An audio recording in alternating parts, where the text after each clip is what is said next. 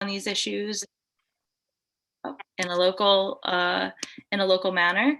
Increasing public awareness of these threats was really important to us, as well as developing strategic issue campaigns like the banning fracking in the watershed, as well as taking folks out on outings to get to know their watershed and using data from water quality sampling to amplify and back up our arguments to fight these issues. And so part of my role was to cultivate, motivate, and mobilize volunteers, which I'll go into some details and tactics of how I did that. And our outcome goals were to achieve, environmental policy protections that limit or prevent the degradation of important waterways. And so we were able to succeed with some of that with the ban on fracking in the watershed, as well as engaging in actions that lead to measurable improvements, and certainly not doing detrimental things to our waterway through fossil fuel extraction is one of those. So water defenders were asked to do a lot of different things, everything from hosting and leading outings, developing advocacy trainings, spearheading campaign efforts, and spreading awareness and education around water issues. So this was a picture from one of our first events. We held a cleanup at Nakamixon State Park. There was an area that had been seeing a lot of trash washing up on the shore of Lake Nakamixon. And so we brought together a number of folks and teamed up with a local organization to be able to clean up the area. So how did this team come about, and what issues did we focus on and why? Just wanted to give a little bit of a background as to how we built up to focusing on fracking, and also as to why we ended up doing the things that we did. And one of the questions that I asked in the very beginning, I set up a survey.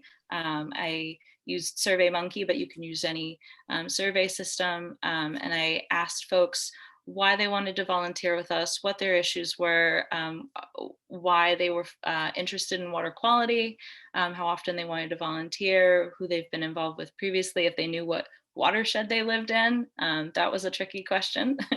And if they knew where their water came from, things like that. And this question in particular was related to the issues they cared about. And what you're looking at here is, it might be a little bit small. So I pulled a lot of it out and highlighted the different concerns. So green was very concerned, dark blue or navy was somewhat concerned, the yellowish color was neutral, you care, you don't care, and light blue was not concerned at all. And it was very striking. The largest concerns were, as we're going to present on tonight, fracking and industrial development along waterways, and water contamination, which could include toxins and pollutants of all varying types. And then kind of close seconds were flooding, which is a huge issue for Pennsylvania. We have 86,000 miles of waterways, so we have a lot of flooding issues when it rains. Fortunately, we have an abundance of water, and sometimes too much of a good thing can be a bad thing occasionally. And litter and waste in our waterways. So that kind of came up as a close second, but still super concerning. And so we decided to focus on the topics that kind of rose to the top. So, our goal was to educate our community members, businesses, partners, and especially decision makers, those that could really help to make the change to move the needle on water quality and help to protect our water. And so I pulled out some of those topics. I'm going to go over a teeny bit of each of them, but then we're going to focus on fracking. just because I thought it was really important to just touch on that we focused on a lot of things. So, stormwater was one that I named because, like I said, flooding was a huge issue in Pennsylvania. So we did a lot of outreach and communities with about stormwater infrastructure and stormwater management. Basically, really talking about stream buffers and the importance of protecting our streams and putting vegetation there so that all of the pollutants on the land don't end up washing into our streams. We also focused on something called stream designations. This is a Department of Environmental Protection sort of categorization of waterways from cleanest to not necessarily dirtiest, but most impacted or most impaired. And in Pennsylvania, our most protected are called exceptional value. And then from there, there's high quality. And then there's different designations from there. But those are the two that we really wanted to focus on ensuring we're protected. And 80% of those are actually in the northeastern part of the watershed. And for 80% of the waterways in Pennsylvania, 80% of the exceptional value streams are located in the northeastern part of Pennsylvania. So that's why we picked to focus on that. Toxins and pollutants was also really important that came up. Pennsylvania has a huge issue with perfluoroalkyl substances, also known as PFAS or forever chemicals. So that was something we drew out as well and did a lot of focus on that. And particularly in my area where I live, we have a lot of industrial development, a lot of warehouses. People were very concerned about the amount of truck traffic and the impact of these warehouses on our waterways. So we chose to focus on that. And fracking, because there were a number of pipelines that were being proposed to be built right through our watershed. And so we took it upon ourselves to make that one of our biggest focuses to fight, because that is a huge impact on our waterways. So going to the next slide. And now I just wanted to go through a little bit about each of these threats that we focused on, and then we'll expand more on fracking. And so a lot of these threats kind of can be broken down into two categories: non-point source and point source. Non-point source are pollution sources that you can't really tell exactly where it came from. So stormwater runoff, for instance, is, when it rains on your roof, it rains on your neighbor's roof, it rains on your driveway, it rains on the street, and all of that washes into our stream. So you can't really pinpoint exactly where the pollution is coming from. It's kind of coming from a whole host of places. And then for point source pollution, you can kind of pinpoint exactly where it's coming from. There's a discharge from a local sewage treatment plant into the stream, and you can trace that back to exactly the source. And so I've got a list there of a few different threats to our waterway that are point source. But overall, for all of Pennsylvania's waterways, 40% of them are impaired, which is very large number. And just some photographs from Pennsylvania's impacts that I took myself from a lot of things that I've seen over the years. In terms of stormwater runoff, this is actually where I used to work. This is the parking lot of a watershed association. The stream is actually flooded pretty badly right in this picture. It started like a way back from where this picture was taken. And at a couple points in the last 2 years, the building that you can't see flooded. And then in the other photo, I was doing stream sampling, and this is actually a golf course in southeastern Pennsylvania. And this is the result of not having a stream buffer. There's nothing to protect the stream when water rushes off. So this is what happened to the stream after severe erosion and sedimentation, which is when all of the sediment collects as it's washed down by the water.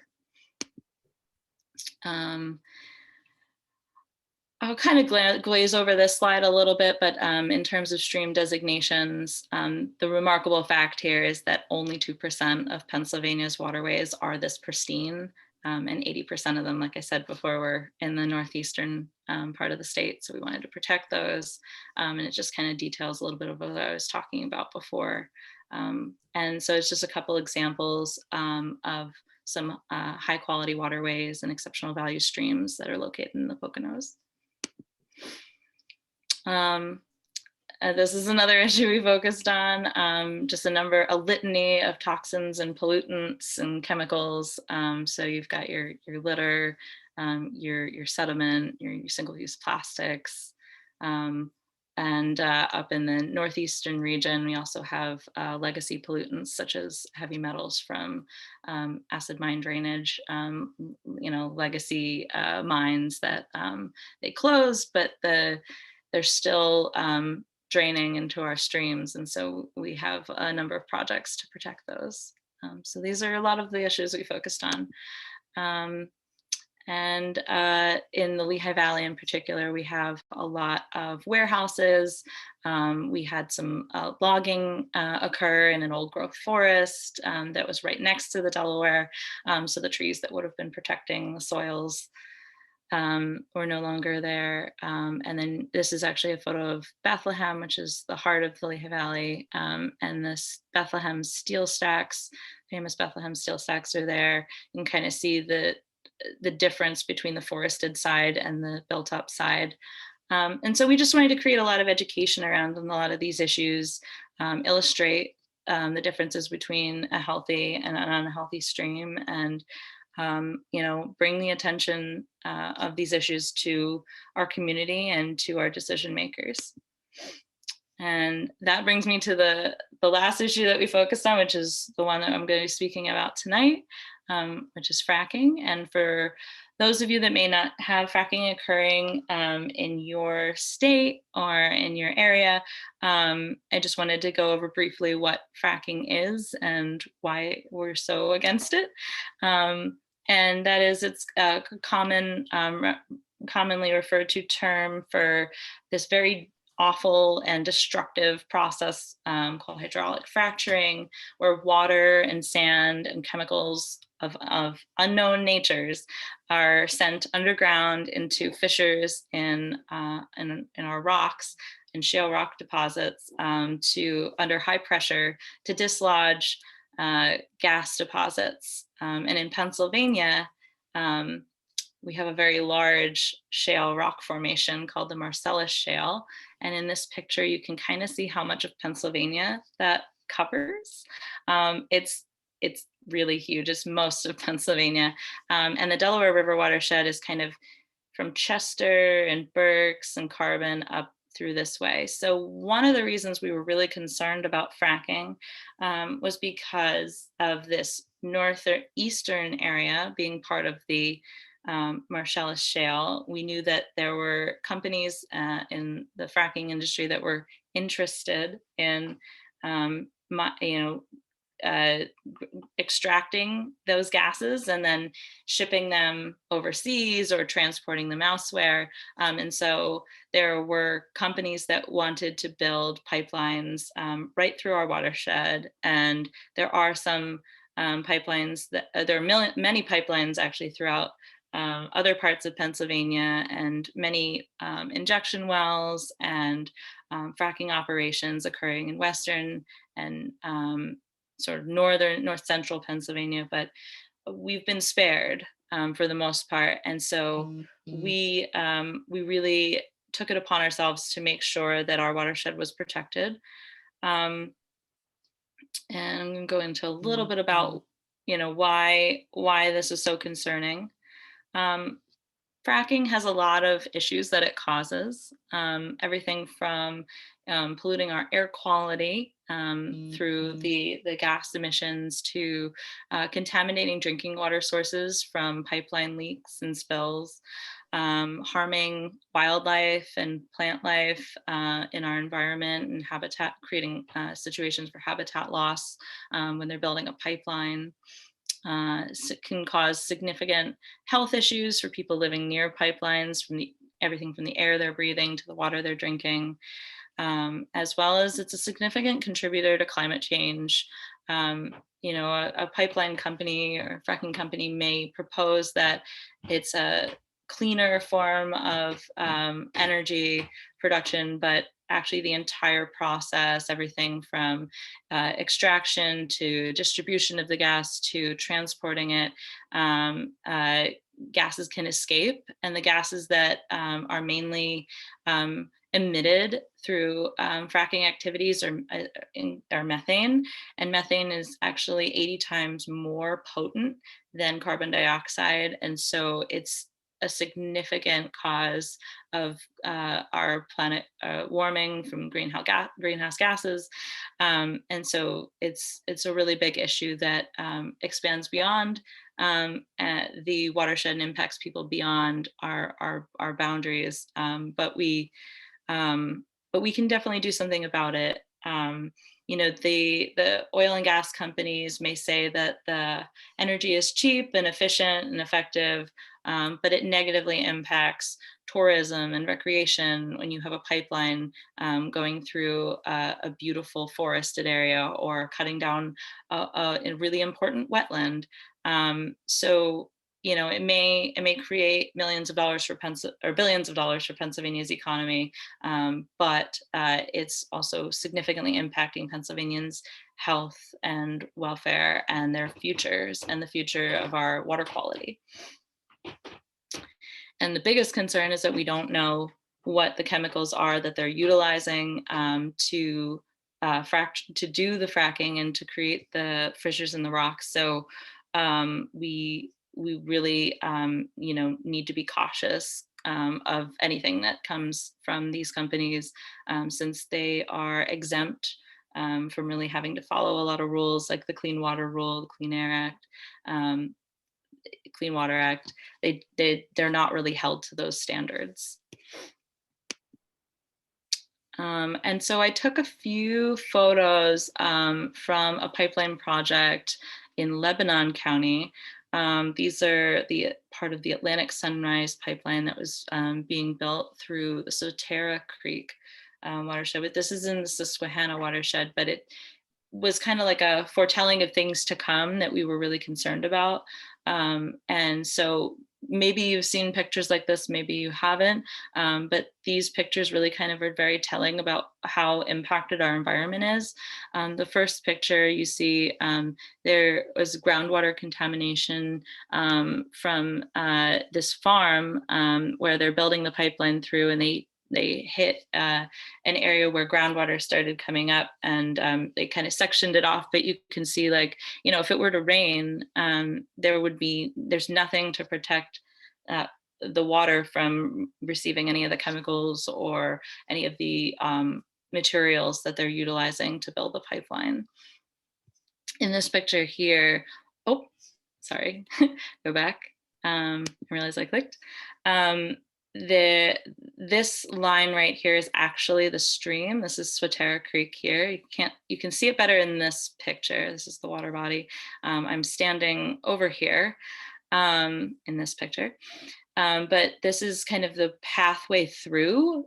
So to go through a water body, they would actually do something called horizontal drilling, where they tunnel underneath the stream using special equipment and digging tools. But essentially, there's no stream setup that I know that this is going to spell safety, and no environmental hazards are going to come of this, because in a natural stream system, you have boulders and different sized rocks in the stream bed, and the stream channel goes down, and there's trees and vegetation on both sides to protect pollutants from running into it. And then when you bulldoze a hole right through the trees, you're essentially opening the gate for anything to wash in and things to happen that you don't want to happen. You're letting more sunlight into the stream, and so the water temperature is going to rise, and naturally that's not good for the fish and the aquatic life. So this is just a demonstration of how pretty awful it looks when they're trying to cross a water body. And the bottom picture was I thought even more sad. This was a former wetland and a persimmon tree grove. And I was informed by the homeowner, which is off to the 50 feet off to the right-hand side of this picture, that the persimmon trees are, I think, male and female, and they need each other to grow more fruit.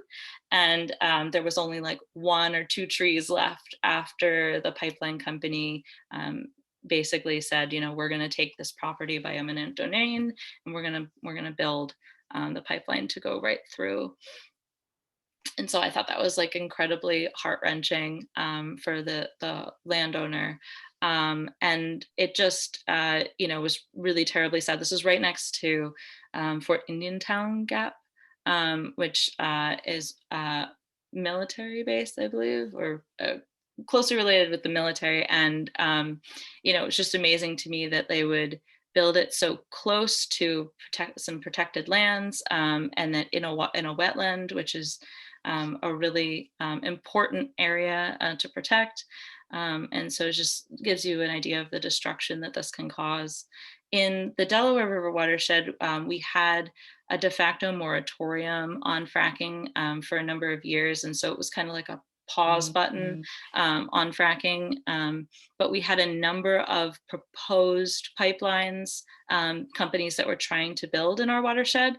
One of those was the Penn East pipeline. You may have heard about them in the news. They made it all the way up to the Supreme Court in a recent decision. So we were very concerned about this pipeline in particular. 85% of that project was proposed to cross through the Delaware River watershed. And it would have crossed, just like this picture here, about 255 water bodies. 88 of those were waterways, 44 were wetlands, and about 30 parks. And if anyone's hiked the Appalachian Trail or paddled on the Delaware River, or maybe you've been to the Lehigh River, you know, those water bodies were all in danger of having something like this happen to them.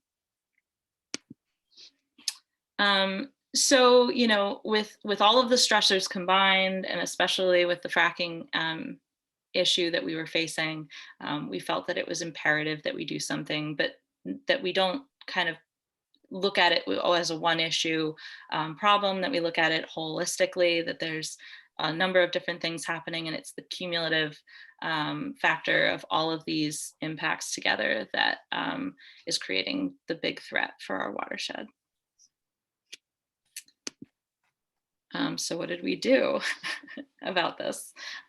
Well, we were organizers at heart. So we created a team, we organized and trained grassroots volunteer leaders within the basin to protect their communities and their waterways. This is a photograph of me, my younger days, at a regulatory agency meeting, fighting against the fracking and fighting for a ban on fracking in our watershed. And some of these folks were our volunteers and others were staff, but we all, you know, were there every month fighting our hearts out. And so some of the ways in which we built this team of people to engage and organize were through a number of means. We built a regularly occurring meeting. So once a month, we held a water defenders meeting, and in the times of COVID, we met virtually, but we would bring people together. We'd have speakers, as you have tonight, and then we would also engage in different programming and trainings. So I've got an example there. We did a lot of outings as well. Here I am on the Delaware River during the Delaware River Sojourn that's held annually to take folks on a tour from the top to the bottom of the Delaware. And I believe it does start in New York. I've not been on that portion of it, but I would love to one day. And really kind of help to engage people in getting to know the beauty and amazement of the watershed and how important this waterway was to all of us. We also held community engagement opportunities, community forums, and this one in particular, we were looking to build a wetland project. There's an area of a local park that had a lot of significant water issues, and we felt like, well, if it's already wet, why not turn it into the wetland that it actually was originally? And so we actually canvassed an entire neighborhood of about 150 homes and invited people to come speak with us, learn about the project, engage with us, and learn how to plant some trees. We've done a lot of advocacy work. So we either joined with partners or we held our own rallies and, tried to create a lot of press around an issue that we were working on. And then we did a lot of digital communications. We did everything from posting flyers around the community to sending out emails, sending out mass texts, because a lot of us have a mobile phone now and are readily available and reachable that way, and sometimes check it more often than our emails. We did a lot of other things digitally, which I'll go into in a little bit.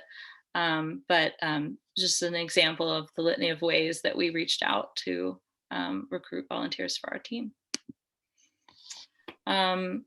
We also, like I said, we held meetings, and I just wanted to touch real quick on a group of people called the Waterways that we invited to speak to our group to teach them about fracking and its impact on our important waterways.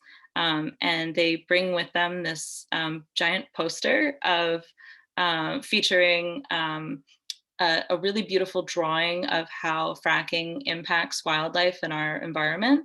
And they tell the story of fracking and how it has really devastated our waterways.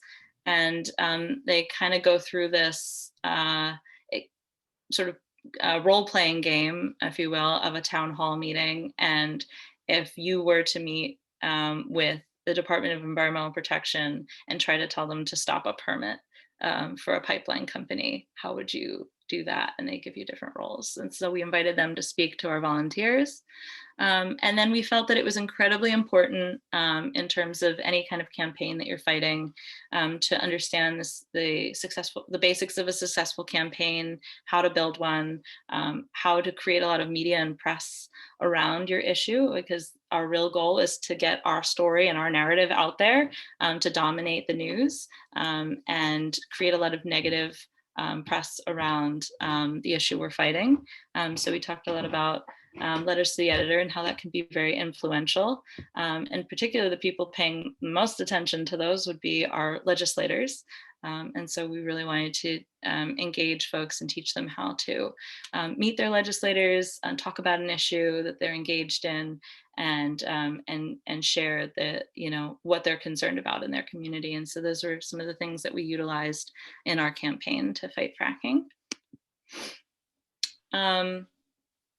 And we also did a lot of advocating and lobbying. We worked with the Sierra Club Beyond Dirty Fuels campaign to put together a number of campaigns and alerts and letters to our governmental agencies and state legislator to fight the Penn East pipeline, to also fight back against decisions that were being made in the legislature that to promote fracking and the oil and gas industry.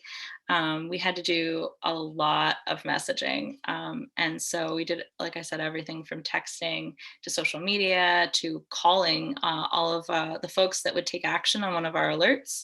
We would, we'd have a little checkbox that said, do you want to volunteer? Do you want to call your legislator? And then we would call them and give them a call script for things that they could say. And then one of the other big things that we did was we attended the Delaware River Basin Commission meetings. This is an interstate governmental agency that's charged with protecting and managing the water of the Delaware River Basin. So their job is really any water that's going to be used and withdrawn from the Delaware or discharged to the Delaware. They're kind of overseeing that, and then it's made up of 5 individuals, 4 of the governors, so New York, Delaware, Pennsylvania, and New Jersey's governors, and then a member of the federal government. There's a representative of the federal government. And they had a 10-year, at this point, now it's probably a little longer than that, but they had a 10-year de facto moratorium on fracking. They had decided about 10 years ago that the activities of fracking were not safe at the time to it's safe enough to approve to occur within the watershed. But this moratorium wasn't permanent. It wasn't like, no fracking activities are allowed. It was kind of in the works. They hadn't officially banned it. So our goal was to make sure that they understood that it was incredibly important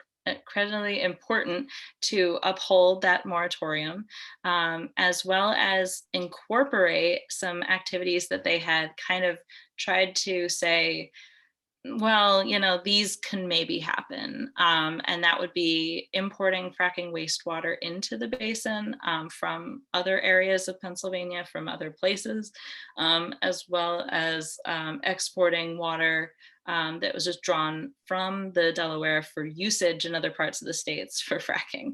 And so we wanted to make sure that those 2 activities were incorporated, as well as having any fracking activities occur within the basin.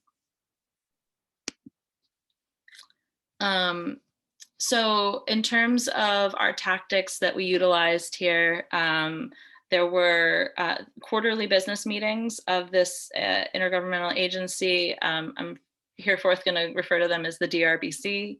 And so we attended every meeting. So that was about 4 meetings a year. And these meetings were open to the public. They involved a public comment session. And so we made sure every meeting that we attended, we stood outside with our posters and held a little rally. You weren't allowed to bring the posters inside into the meetings. And so occasionally we got really creative. We would deliver petition materials where we would collect them ahead of time using our digital tools. We collected over 100,000 petition signatures from all of a collection of a coalition of organizations that we were part of to deliver to all of the governors of all of the states because they had an influential decision here and at the DRBC. And so we wanted to make sure they knew what the people of Pennsylvania, New York, New Jersey, and Delaware were all against this activity in the watershed. And then we also wrote thank you letters to frontline communities and grassroots groups that were fighting against fracking and pipeline infrastructure. Locally, there was Halt Penn East, and there were a number of others that we wanted to make sure that those folks who are really on the front lines of this issue knew that that we were really supporting of them and we were behind them, and that our fight was for them. And that seemed to really, be influential. And so this picture at the bottom is from that meeting, or from one of those meetings. The topic of fracking and the moratorium were never on the schedule, but yet we brought it up every meeting. We were relentless, and we made sure that they really knew constantly that this was something that we wanted them to make permanent. This is a picture of a petition that we delivered and signed at one of the meetings, and it never came up on the schedule on all the meetings that we went to prior to COVID. But I believe truly that every time that we went to one of these meetings and we spoke eloquently in each of the comment sessions, and brought with us community members, constituents of our governors, that that spoke volumes to the commission. And then February 25th of this year, 2021, the Delaware River Basin Commission held a random vote that they announced like late in the day, like 3 or 4 days before they held the vote. It was a virtual meeting. We decided to pack the meeting. We decided to put out a last ditch action alert to all of our followers and all of our volunteers to make sure that folks knew like this vote was happening, and see if we could have any last ditch influence on them. And they actually unanimously voted 4-0 and then one and one abstain, to permanently ban fracking in the watershed. And all of the governors had voted to ban fracking, which was shocking to us, given that Pennsylvania produces so much. Fracking is such a big component of our energy sector. It was shocking to us that our governor was willing to stand up and say, actually, in this watershed, we'll ban it, because it is occurring in a lot of the other ones. So it was almost like a watershed moment, if I'm going to put in a little pun or a little metaphor, that led us to believe that this could be possible in other watersheds. And their reasoning was that, these activities weren't safe. The studies they had done over the years, the amount of public comment that they had received, the number of petitions that they had received, the sheer number of times we'd attended these meetings, the grassroots efforts really work. We had been working on this issue as an organization between our states, and at the grassroots level for over 10 years. I only came into this work about 3 years ago, so I can't take credit for all of it. There were thousands of people involved and thousands of advocates that had been fighting this before I came on board and started organizing. And it's really to their credit that we were able to achieve this. And so, we were really excited and wanted to share, what had occurred and how we were able to make this happen. And we were actually featured in Sierra Magazine article earlier this spring. And our former executive director, Mike Brune, had actually written up a blog post. So I've included these here, and I know that we're going to share our presentations with everyone. So you're welcome to click on these links and read through the articles. And there's a couple more links that I've got coming up as well. So there's more information about the work that we did. But we may have achieved the one of our goals, but the work unfortunately is still not done. This is one of 6 watersheds in Pennsylvania. And so there's still work to be done to ban fracking all across the state, and also, across the country. This is a very dangerous, devastatingly impactful extraction tool. And so we want to make sure that we let the industry know that it's dying out and it's no longer something that people want to deal with, especially when we have clean energy options like solar and wind, and we want to go in that direction and give a better future to our children. So the Delaware River Basin Commission kind of did a close the door on fracking in the basin, but kind of leave a window open tactic. They adopted a resolution to discourage water withdrawals and disposal and transportation of fracking waste into the watershed. Like I had mentioned before, those were the 2 activities that we were like, no, you need to include this in the ban as well. And those are going to be up for a rulemaking this fall. I don't know of a date just yet, but we're kind of still paying attention because our work is never done. There's always a loophole somewhere. And so, while we may not have some of these extractive processes happening in the watershed, our concern is still whether or not the things that are happening outside of our watershed will be coming in, or our water that is drinking water will be utilized for these damaging purposes. And then something else that let me see if I have it. Nope, not on that side. Something else that I wanted to share that was much, much more recent that I didn't get a chance to make it into my slides was, so the Penny's pipeline that I had spoke about earlier was a really controversial pipeline, especially since it would traverse two states, Pennsylvania and New Jersey.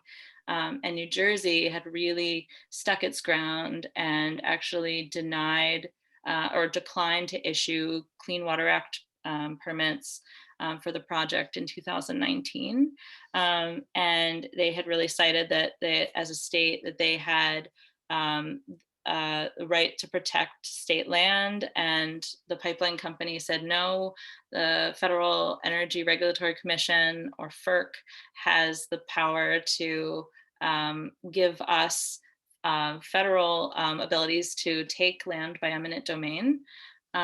So basically this ended up becoming a court case that bounced around some of the lower courts and the state courts, and then it ended up going all the way to the to the United States Supreme Court, where shockingly the Supreme Court sided with the pipeline company, saying that they did technically have the rights given to them by FERC, instilling the ability for them to take state land by eminent domain. However, this fight had been going on for years. I want to say, 7+ years. And meanwhile, the pipeline's investors were losing interest and were essentially pulling out from the company. And so they actually, as of September 29th, they announced that they were canceling the project after being denied the necessary permits in New Jersey. This was going to be a 116-mile pipeline that would have shipped gas from the northeastern end of Pennsylvania to across the Delaware into New Jersey, and likely sold it to be burned in other countries. So it's not even like we would have benefited from this terrible energy production. So that was another huge win. Something else that we were fighting for alongside the ban. And so I'm happy to present that we had another win, as we had been fighting for that all along. And now that we have such momentum behind us, we're hoping that we're able to do the same for the rest of Pennsylvania in shutting down this extractive industry. And the only thing I guess I'll end with, there's a ton more slides that I think will be beneficial for folks to read through about the campaigns, tactics and efforts and things that we did. But the last slide I wanted to kind of focus on was just kind of some of the things that we did to make this happen. We started out with a sign-up page so that folks could get involved in the work that we were doing. We built this in our Sierra Club's database, but however your organization or your team is using, whether it's Google Forms or we had a sign-up form, and we brought it to every meeting and every event to get and build a list of people we could reach out to. The more robust our list, the more we could have attending and volunteering and engaging and advocating. The list, we would list all of our events in a common place. For us, that was Campfire, which is a tool that Sierra Club uses that talks to our database. And so we had everything in one place. We could email people who were coming to our events. And at the end of every email, we included a link to this sign up. And then we would utilize other communications tools like our email system. We have thousands of people on our email lists. We can break it up in different geographies and different categories. We can reach out to a specific legislative district. We can reach out to, a certain county that a pipeline would go through. We can So there's a whole litany of ways we can utilize it, and our effectiveness rate is anywhere from like for action alert type emails, where there's something happening, we need you to do something to now, is anywhere from like 1% to like 8% of people responding, which is really huge. And the larger list you reach out to, the more action takers you have. We took to social media, and we also utilized a texting tool called Hustle. It's a peer-to-peer texting tool that Sierra Club has access to utilizing, and I'm sure there's others that other organizations may use, but this allowed us to have one-on-one conversations with individuals. So unlike the email, it did go out to thousands of people, but you could actually respond to each of them on your own phone, and we could have our team of people actually messaging folks, to let them know, hey, there's a DRBC meeting coming up, are you coming?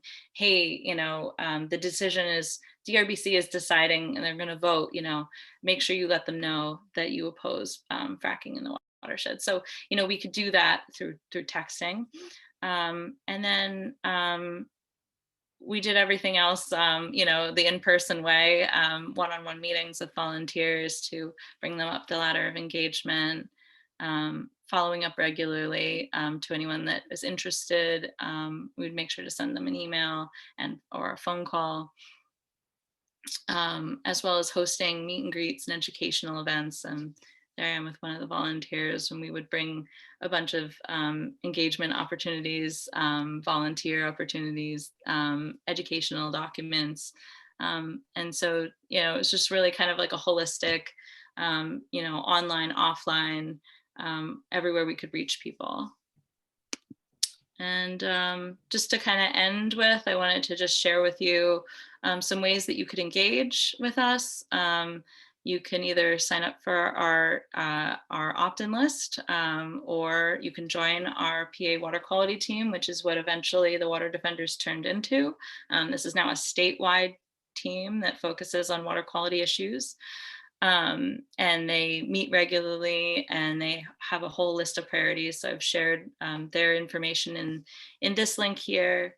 And I encourage you to, if fracking is an issue in your area, to hold rallies, and to write letters to the editor. Your decision makers see that, and they pay attention, especially if you name them, delivering petitions to the decision makers that matter.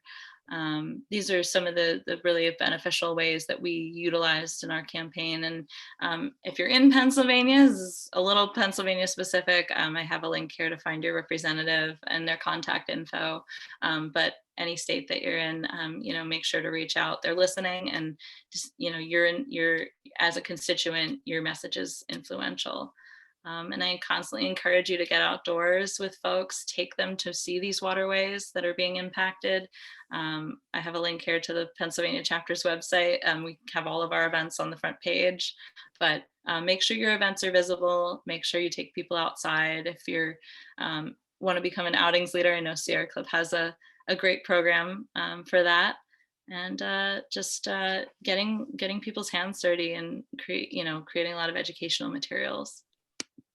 And lastly, two of our conservation teams, they have meetings pretty regularly. If you're interested in getting involved in Pennsylvania's water work or our fracking and dirty fuels work, these two of our teams, our water quality team and our dirty energy team, like I said, they meet regularly. I don't know when their next dates of their meetings are, but they typically meet on the fourth Thursday and the fourth Wednesday. So I'd check them out after the presentation. And if you're interested in getting involved in our current oil and gas work, right now we're fighting to make oil and gas polluters pay for the cleanup of orphaned and abandoned wells across our state. So we've got a petition and a whole page on our website dedicated to learning about that issue. So that's kind of like the next thing we're fighting against, especially since a lot of these oil and gas wells are near bodies of water and in our public lands. So that's kind of where we're at. And does anybody have Any questions? I realized I went a little bit longer than I initially anticipated, but I'm available for questions. I have a question. Thank you so much, Rachel. Yeah, if there's anyone who would like to speak their question, feel free to go ahead, and then I will follow up by reading any questions in the chat. Yes. Hi. Thank you so much for your presentation. I absolutely loved it and learned a lot. I also I wanted to know if you mentioned the shale, and I was wondering if there was also a fault line that ran, I guess that's present within either of those states, Delaware, Pennsylvania, New York, New Jersey, and the impact on fracking in terms of causing earthquakes. Do you have to worry about that? That's a really good question. I don't know the answer to that one, and I really want to look that up now. We have had earthquakes in Pennsylvania, very minor ones, and I don't know necessarily if that was if that location was the cause, but I have heard of fracking causing, some like very minor earthquakes due to the blasting. And so that could certainly be a concern. And may I ask where you live? I live in Illinois, and we have a fault line. It's called the New Madrid fault line that runs through Illinois and Missouri, and I don't know what other states it runs through, but I know it's present in Illinois. Mm-hmm. I was shocked when I found out. All I knew was the San Andreas fault line in California and the other Western states. But yeah, we have a fault line. I don't think it's as active as San Andreas, or of course it's not as well known as San Andreas, but it's here. Yeah, that's a really good question. Here.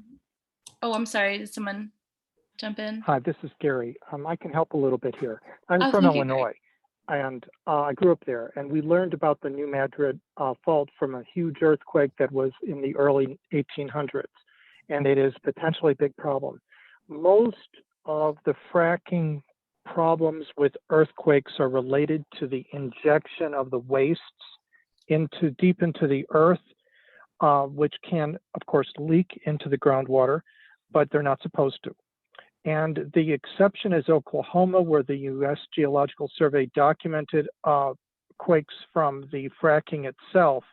But most all of it is a problem because of the stuffing, over-injection of the waste products into the ground without knowledge of where the earthquake faults are, and it will lubricate the fault. So I think that helps.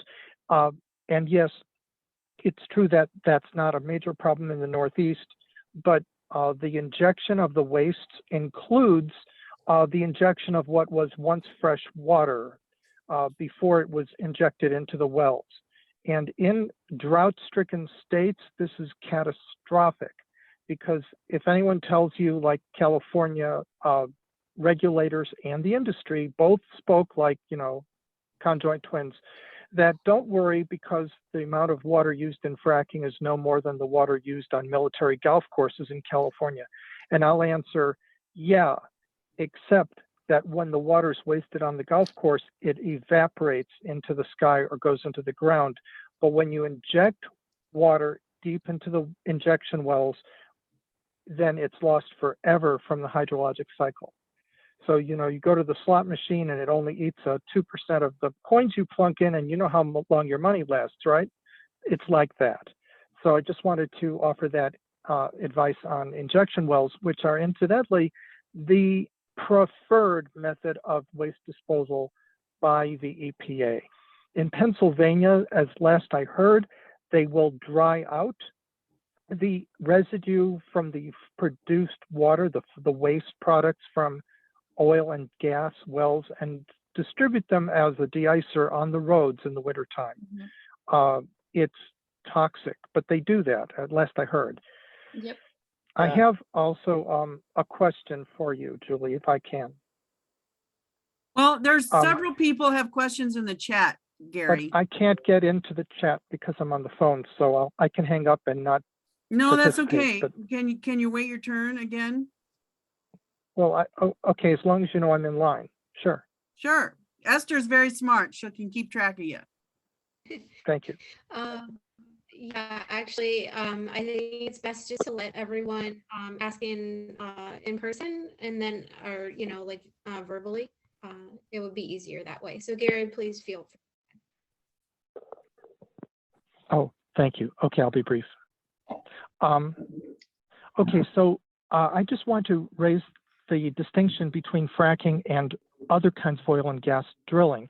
And I don't have all the answers here, but in many parts of the country, such as Los Angeles, fracking is not done because the geology is not suitable for it. So banning fracking in California won't affect those folks who live close to the wells that are producing toxic emissions, both groundwater and air quality. And so I know that when I first got involved in this, I was on the Council of Club Leaders in 2011, and there was a fascinating presentation where New York and Pennsylvania delegates had different opinions about how to tackle this.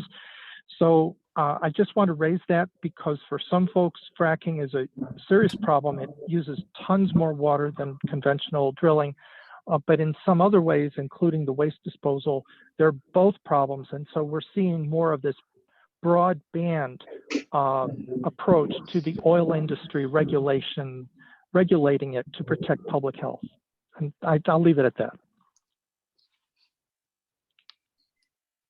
Thank you, Gary. I appreciate your input and your support for the question that was asked. I certainly don't have all the answers, and we focused on so many different issues.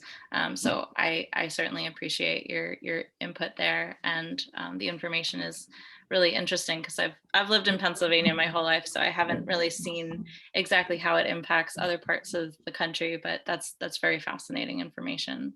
Thank you for sharing that. Thank you for letting me speak.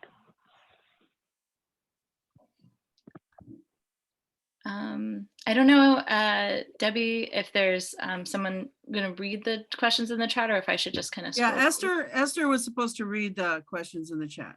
Yeah, I'm just waiting for the opportunity to start, so I'll take that now.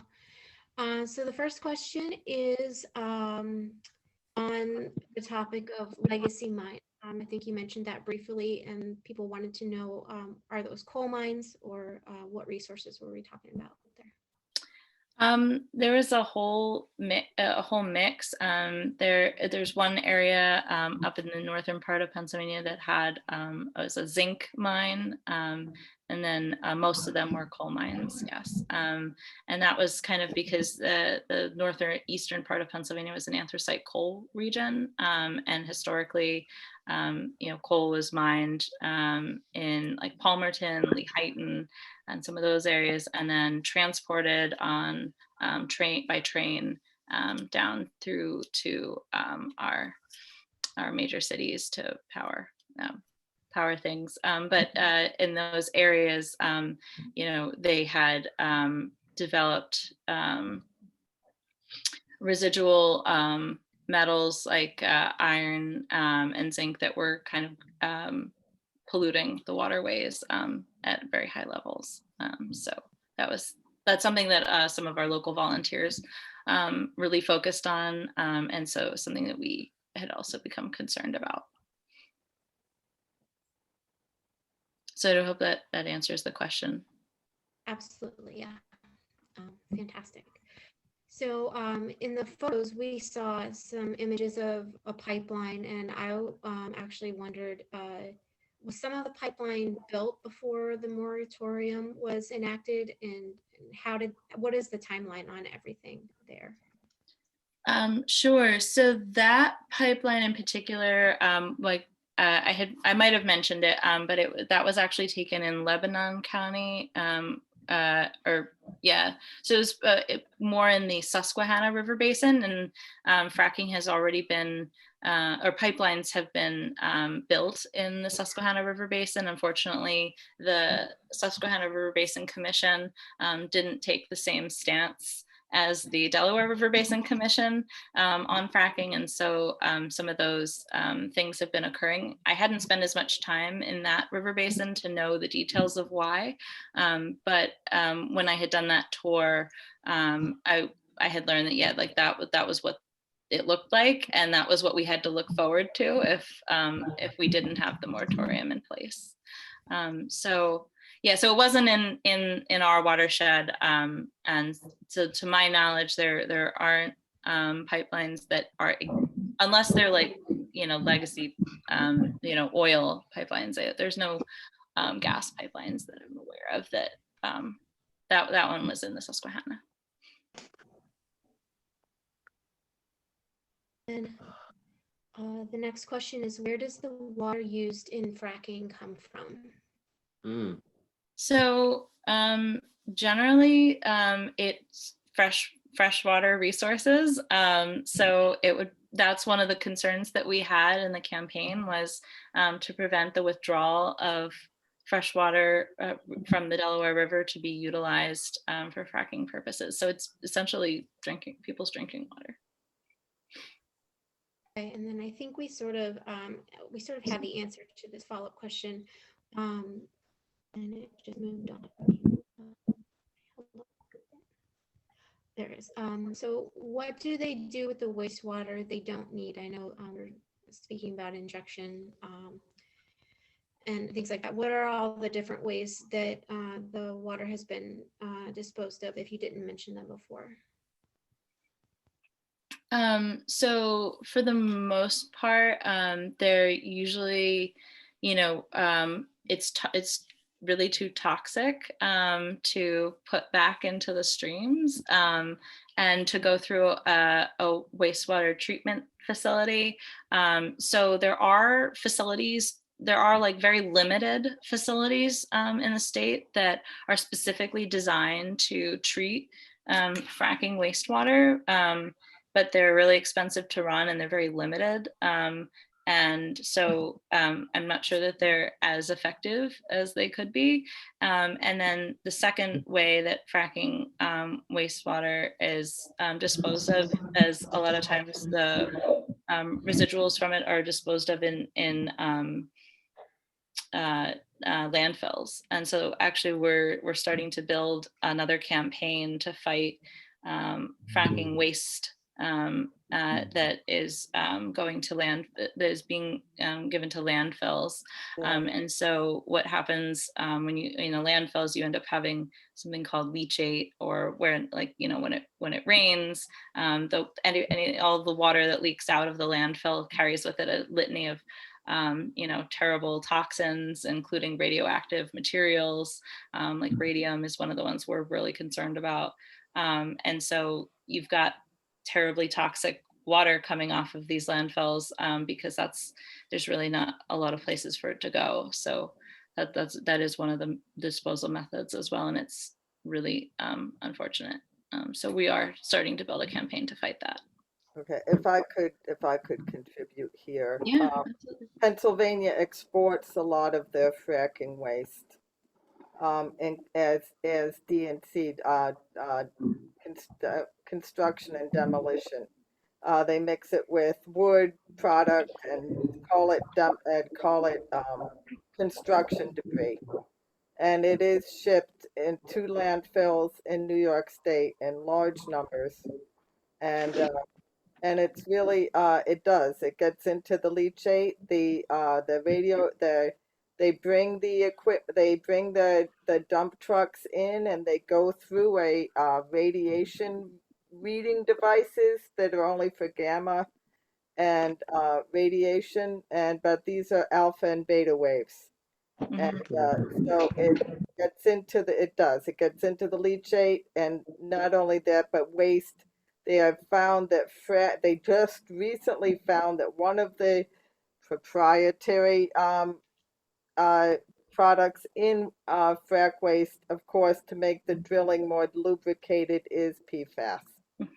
So there is PFAS in frac waste. Yeah. That, and then you just reminded me an additional way is through brine spreading on roads to, you know, in the winter to act like a de-icer. It's, yeah, they use it in really precarious, unfortunate ways. The solution to pollution is dilution. So you Mm. spread it out enough and they think that it won't have as bad an impact. It's very scary.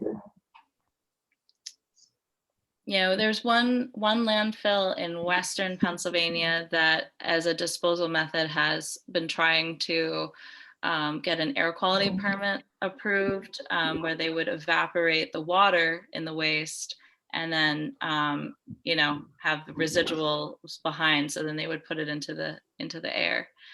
So it's very concerning the ways in which they try to dispose of fracking waste. Now we'll switch gears a little bit. Elaine has a question. Was there always the Sierra Club staff person working on the campaign, or at least can you tell us what the structure was like in the years that you were working with it? And part of that question is what kind of budget? I mean, it's such an awesome campaign. I just wish you were in my chapter. But what kind of budget did you have? Where did the money come from? Because you seem to have been part of Our Wild America. Plus, there was a staff person. It never hurts to have a staff person as part of a campaign. Yeah, so there's an initiative in the Delaware River Watershed, or there's an initiative called the Delaware River Watershed Initiative that is run by the William Penn Foundation.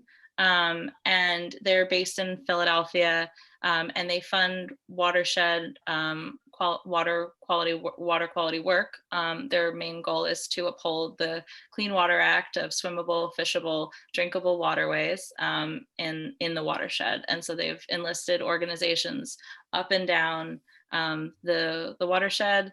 And that included Sierra Club, as we're in Pennsylvania, and we, you know, drink the water and we engage, and we have tons of volunteers as a resource. And so our goal was to really utilize our advocacy tools and tactics to bring about awareness and education to the communities within the watershed. So the budget was really for my staffing and things that I needed to do in order to build that team. But my goal was really to like build a self-sustaining team. And so I had kind of drawn leaders in through like, you know, a ladder of engagement. Started out with straight education and going to outreach festivals and, you know, designing a meet and greet where, you know, I'd invite people to come and just talk about water in general and what they cared about. I designed the survey and circulated it through partners and throughout the region, and then built a roster of folks through that news sign up or the opt-in list that I mentioned that we had in our database. So I could email folks on the regular, and then built that list up. And so we ended up with like 500 or 600 folks on that list.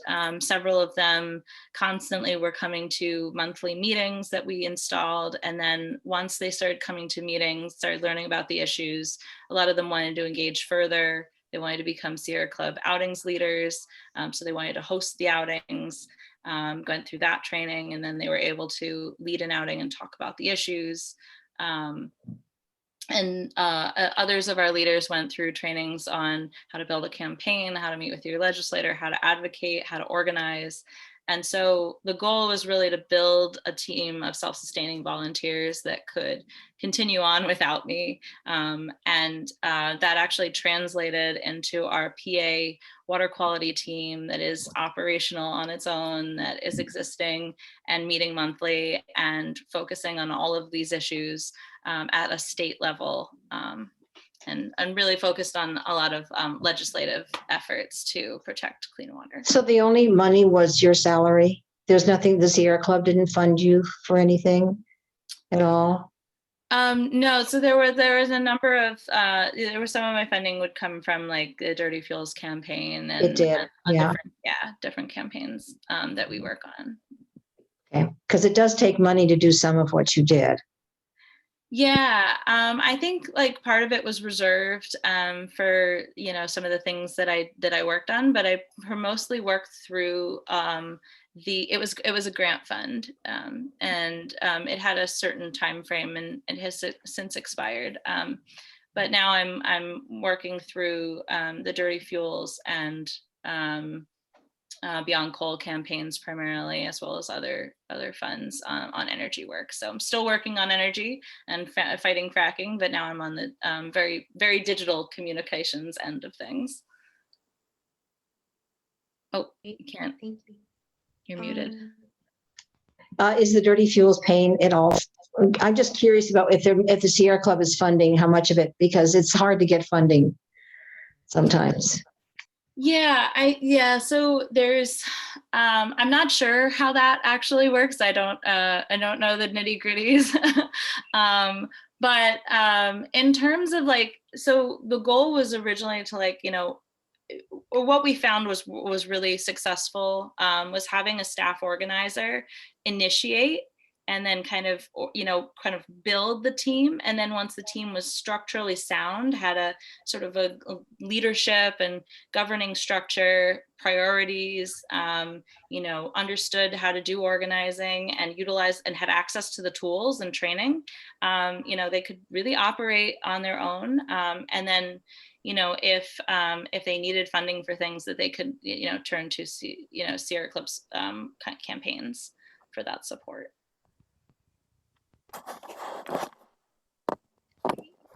But yeah, the goal was really self-sustaining. Yeah, I wasn't supposed to be there forever. So the last question that I see is fracking waste also injected into spent older oil and gas wells? I don't know the answer to that question. I didn't spend as much time on like things outside of the watershed, and we didn't really deal with as much injection wells because we didn't quite have them in the watershed. So if there's someone else on the call that has an answer to that, I'm happy to let them speak, or else I could get back to them on that question. I've never heard of that. I've never heard of that being utilized. I think that probably comes under the injection. Maybe it's part of the injection system, but they might use those chases, if you will, to get the waste back in the ground. But I've never heard of it. So they're still working on stopping the DRBC is still working on stopping the withdrawal of water from the Delaware. I see. That has not been accomplished yet. So that's the next big battle on that front, I guess. And the are they bringing waste into the Delaware River shed? Are they allowed the landfills? I don't think at the moment that's really occurring, but I can check on that, because given the moratorium that was in place for a while, that there was a question on whether or not they should allow those activities, and then when they banned fracking earlier this year, they did not necessarily ban those activities. They raised a resolution to discourage them, and we're going to do more research on it. So it sounds to me like they're not currently occurring, but that they could be allowed depending on how they vote. Like New York State. New York banned fracking, but they only banned the highest volume of the hydraulic fracturing. So everything else, all the other activities, is still going on, bringing in the waste and withdrawing the water and selling it to Pennsylvania and doing all that stuff. Yeah, it's a little sneaky. That's why I said like what they closed one door and they opened a window, because it's never a done deal. It feels like it feels really successful and great, but it is. You got to keep your eye open. To stop the drilling on the Delaware, that was the major accomplishment of all the all the people there that worked on it. It was great. Mm. I think I made it to one of the DRBC meetings a long time ago, a number of years ago when they were starting. We had a lot of fun at those meetings. You weren't allowed to bring signs in or anything like that. So, sometimes we wore t-shirts that, said "Stop the Penn East Pipeline," because that was a creative way of telling them what we wanted. Like, we'd stand up and not say anything and just show them our t-shirt because it was a piece of clothing. It didn't count as signage. So we use that kind of creativity to, break up the monotony of those meetings. So, quick question. So there is a moratorium on fracking in the Delaware Basin, right? Okay. All right. Currently, there's a permanent ban. Okay. Previously, yes, there was a moratorium.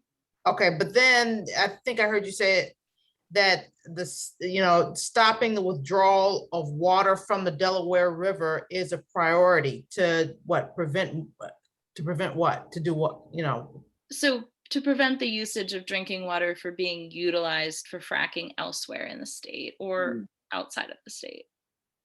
I thought it was a moratorium on fracking.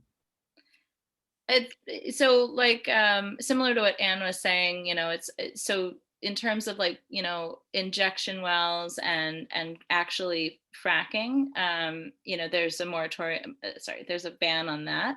But in terms of taking water to be used in other watersheds in Pennsylvania where fracking is occurring, or to transport fracking wastes through the watershed, that wasn't exactly laid out as being part of the ban. So these are associated activities. Right. So when they say ban fracking, they mean ban the drilling process. They don't drill for the gas in that area. Mm-hmm. There was one slide, Rachel, that said, because I was curious too, about banning withdrawal of water for industrial use. That was one of your slides. What did that mean? I think I was just kind of overlay, using another terminology to say basically for fracking purposes. Oh, for fracking industry. Okay. Yeah, okay. Sometimes I say the word industry to mean fracking oil and gas. industry. Yeah. Okay. Sorry. Thanks for clarifying that. So the ban on fracking in Pennsylvania deals with the actual drilling process. Okay, yeah. But then they can take water elsewhere to be used elsewhere in the state to be used for fracking purposes. But doesn't that also require drilling? Yes, but fracking is occurring in other watersheds in the state. So there's 6 watersheds in the state of Pennsylvania. The Delaware is just one.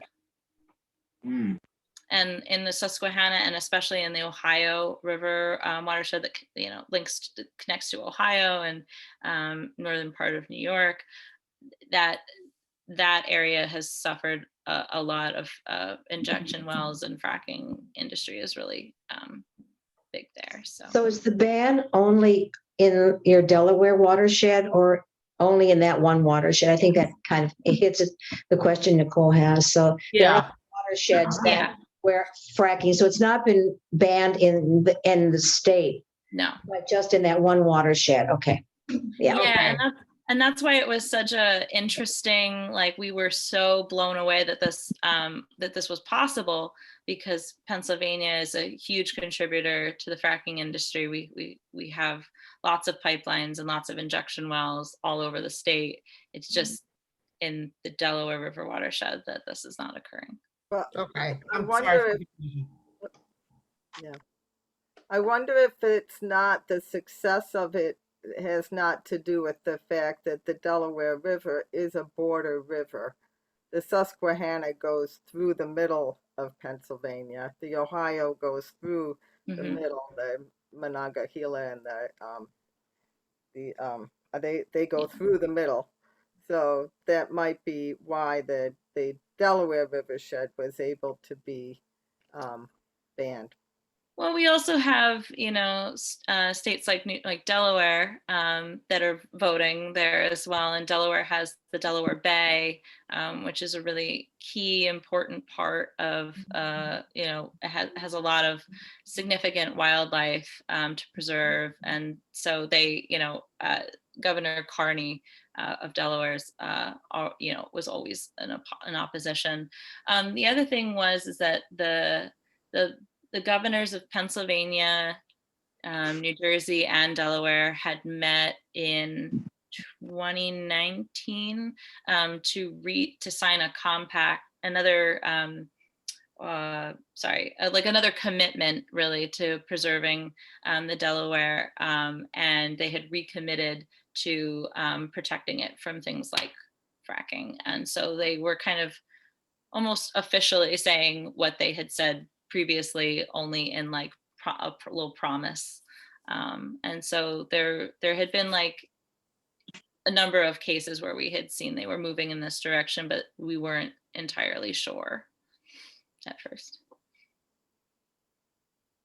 So our hope is that this leads to more, more bans in more places and more watersheds as time goes on. An interesting note, at least in New York, I don't know if it applies in Pennsylvania, but when they withdraw water and they seek permits for water withdrawal, the industry frequently seeks permits for more water than they actually need, and that begs all kinds of questions about water rights. Mm-hmm. So we'll see what happens with that. Yeah, no, it's certainly something that we've seen as well in terms of requests for more water usage. So I think a lot of that has to do with how much water they need to do injections in injection wells, but they may not end up needing it. It's just like a grab for water because they really don't care what's happening to it.